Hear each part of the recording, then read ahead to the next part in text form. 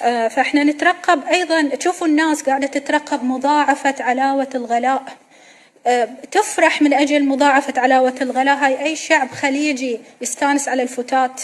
إحنا نشوف الدول الجارة القريبة منا يتنعمون بخيرات بلدهم، وإحنا نشوف خيرات بلدنا لا نعلم إلى أين تذهب.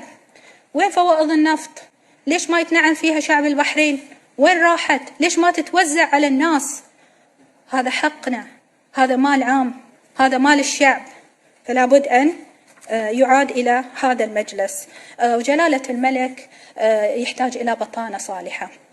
أنا كوزير أو أي وزير لابد أن يوصل لجلالة الملك ما يحدث حقا لدى شعب البحرين. ما يصير أن أنا مثلنا الحياة وردية وأن لا حياة كريمة وفي دار بو سلمان ما حد يموت جائع. لا، هناك ناس يجوعون، ناس تصور لنا ثلاجاتهم على الواتساب ليليا خالية، ثلاجات خاوية على عروشها، بيوت مو قادرين يبنون لهم بيوت، مو قادرين يعيشون، عايشين في حجرة واحدة شقة بروحها، فأكل مو لاقين يأكلون عيالهم. نطلب من وزرائنا أن يكونوا بطانة صالحة لجلالة الملك. جات الملك عينكم علشان تعكسون له ما يحدث من واقع شعب البحرين.